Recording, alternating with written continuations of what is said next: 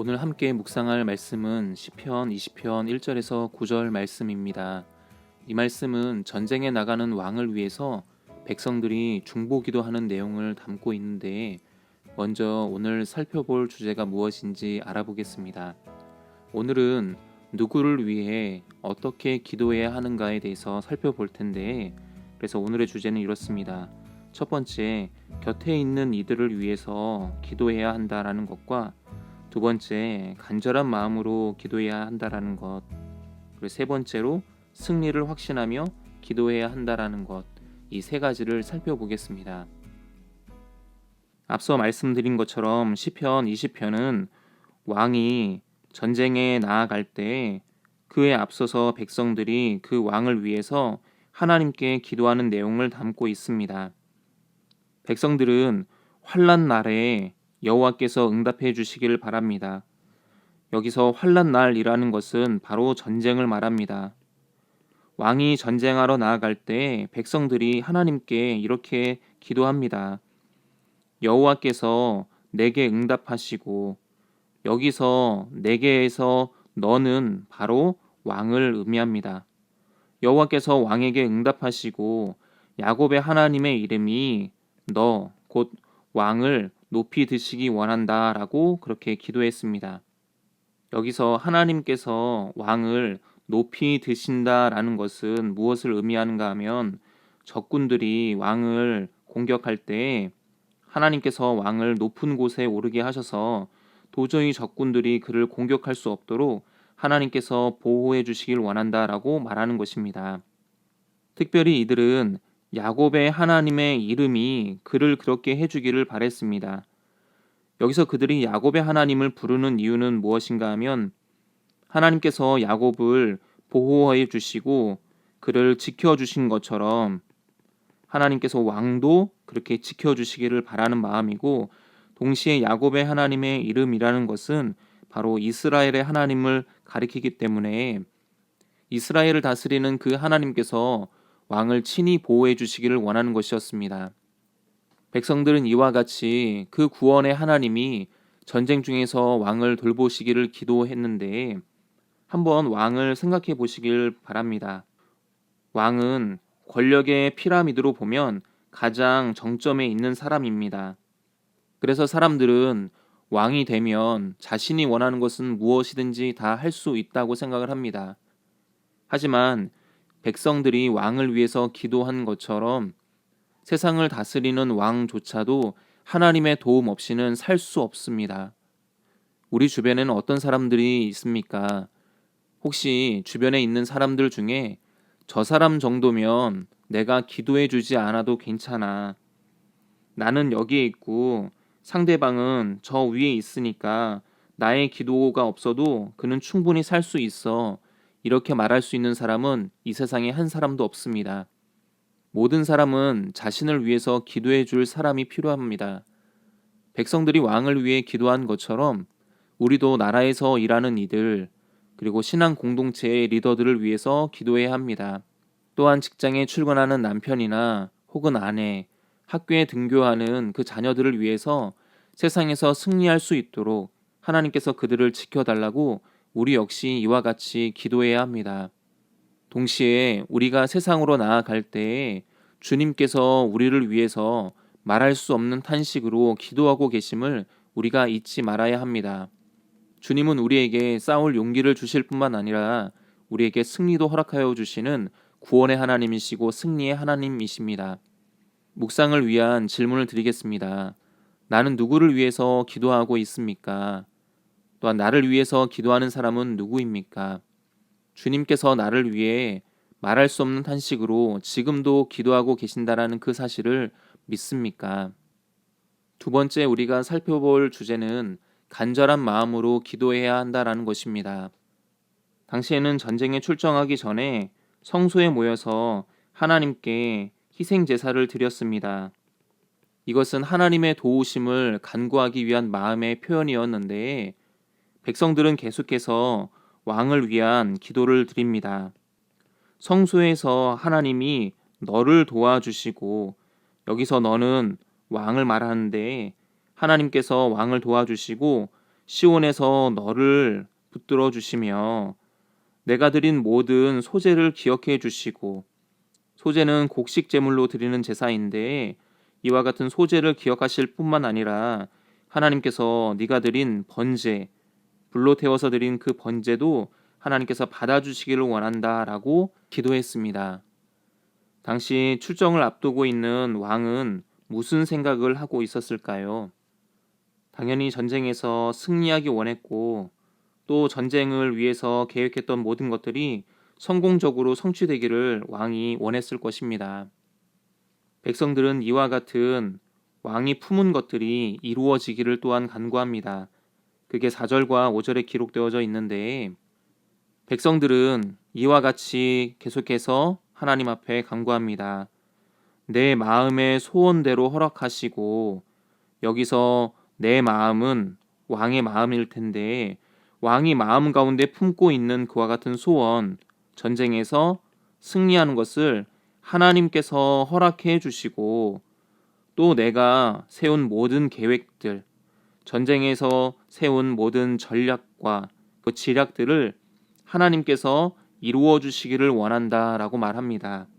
또한 백성들은 왕의 그 승리로 말미암아 함께 개가를 부르기 원하고, 또한 하나님의 이름으로 우리의 깃발, 그 승리의 깃발을 세우기 원한다라고 말합니다. 그래서 여호와께서 너의 모든 기도를 이루어 주시기를 원한다라고 고백하고 있습니다. 백성들이 이와 같이 왕의 승리를 원하는 그 이유는 왕의 승리는 곧 백성들의 승리이기 때문에 그렇습니다. 이것은 마치 산 위에서 모세가 전쟁하고 있는 여호수아를 위해서 기도하는 것과 매우 닮아 있습니다. 모세가 팔을 내리면 여호수아가 싸움에서 밀렸고, 또 모세가 팔을 들면 하나님께서 여호수아에게 승리를 주셨습니다. 그런 의미에서 보면 왕을 위해서 기도하고 있는 백성들과, 그리고 실제로 전쟁터에 나아가서 전쟁하는 왕은 동일한 현장 가운데 있다라고 말할 수 있습니다.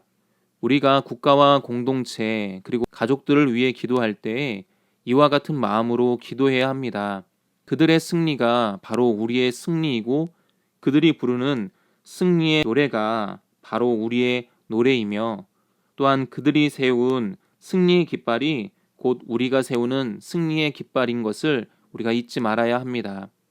시인이 기도하였던 것처럼 우리 마음에 품은 소원과 우리가 세운 계획을 이루시는 분은 하나님이십니다. 우리도 주님께 간구하면 주님께서 우리 마음 가운데 있는 그 소원을 이루어 주시고, 또한 우리의 모든 계획을 하나님께서 이루어 주십니다. 야고보서 4장 2절에 너희가 얻지 못함은 구하지 아니하기 때문이요 라고 말씀하고 있는 것처럼, 우리의 소원이 이루어지지 않고 우리가 세웠던 계획들이 성취되지 않는 이유는 우리가 하나님께 구하지 않기 때문입니다. 따라서 마음의 소원과 계획하고 있는 모든 것을 주님께서 이루어 주시기를 하나님 앞에 기도해야 합니다. 묵상을 위한 질문을 드리겠습니다. 백성들은 왕의 전쟁이 아니라 그것이 바로 자신의 전쟁임을 알고 간절한 마음으로 기도했습니다. 우리도 다른 이들을 위해서 기도할 때에 이와 같은 간절한 마음으로 하나님 앞에 기도하고 있습니까? 또한 기도를 통하여 성도들과 함께 웃고 또한 함께 울어주고 있습니까? 마지막 세 번째는 승리를 확신하며 기도해야 한다라는 사실입니다. 1절부터 5절까지의 말씀은 백성들이 왕을 위해서 기도했던 내용이고, 그리고 6절은 그것을 들은 제사장이 하는 말입니다. 제사장이 이렇게 말을 했습니다. 여호와께서 자기에게 기름 부음 받은 자를 구원하시는 줄 이제 내가 아노니, 그의 오른손에 구원하는 힘으로 그의 거룩한 하늘에서 그에게 응답하시리로다 라고 말합니다. 여기서 우리가 눈여겨볼 것은 제사장의 확신입니다. 제사장은 왕이 아직 출정하기 전이지만 하나님께서 그를 구원하실 것을 확신하고 있습니다. 하나님께서는 자기에게 기름 부음 받은 자, 즉 하나님께서 기름 부으신 자, 그를 반드시 하나님께서 구원하실 것을 그는 믿고 있다라고 말합니다. 또한 하나님의 그 오른손에 구원하는 능력으로 그의 거룩한 하늘에서 그에게 응답하실 것을 또한 확신합니다. 우리도 이와 같이 하나님 앞에 기도할 때 믿음을 가져야 합니다.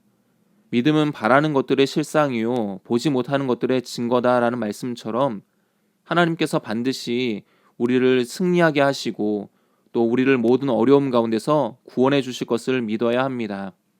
주님께서는 세상 끝날까지 우리와 함께 하시겠다라고 약속하셨고 모든 환난과 어려움에서 우리를 건져 주시겠다라고도 약속하셨습니다.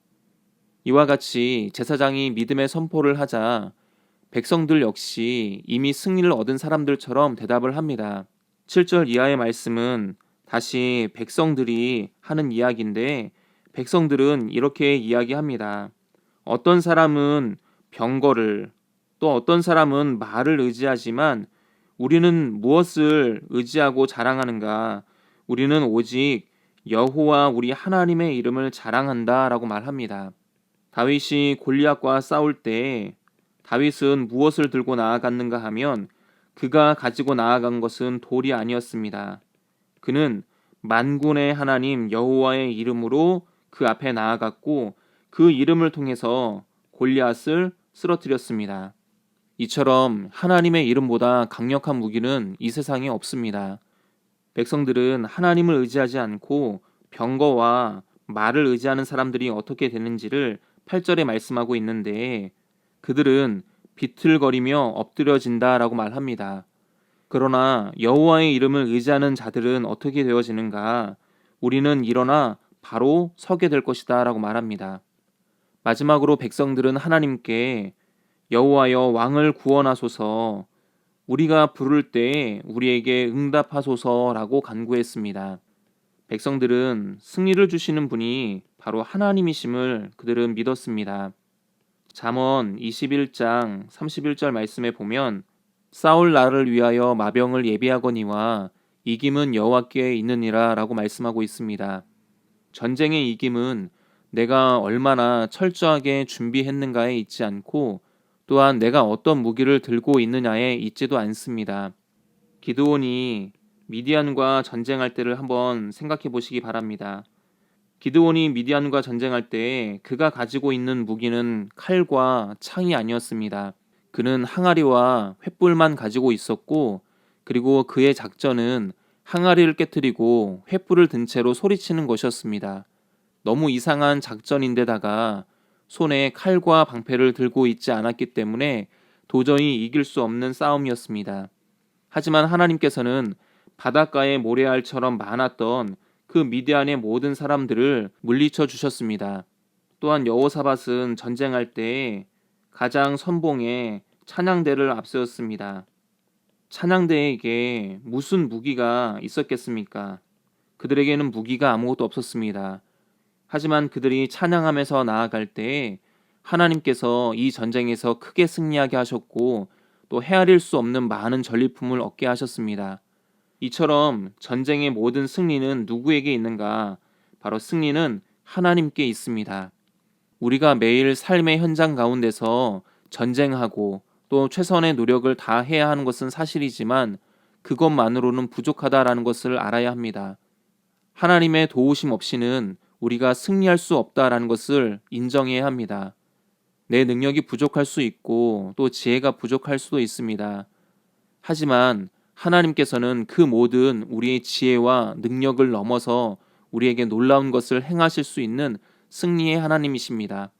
따라서 무엇을 하든지 그분의 이름을 의지해서 나아가게 되시길 바랍니다. 마지막 묵상을 위한 질문을 드리겠습니다. 기도할 때 믿음으로 간구하고 있습니까? 주님이 세상에 있는 그 어떤 것보다 강하신 분이심을 믿고 있습니까? 이제 오늘 말씀을 마무리하려고 합니다. 오늘 우리가 살펴봤던 세 가지 주제는 곁에 있는 이들을 위해서 기도해야 한다라는 것, 그리고 기도할 때는 간절한 마음으로 해야 한다라는 것, 그리고 기도할 때 승리를 확신하며 기도해야 한다라는 것을 살펴보았습니다. 가장 좋은 것은 우리가 이 모든 것을 믿을 뿐만 아니라 실제로 기도하는 것입니다. 오늘 하루도 기도함을 통하여 하나님께서 우리의 마음 가운데 있는 모든 소원을 이루어 주시기를 주님의 이름으로 축원을 드리겠습니다. 감사합니다.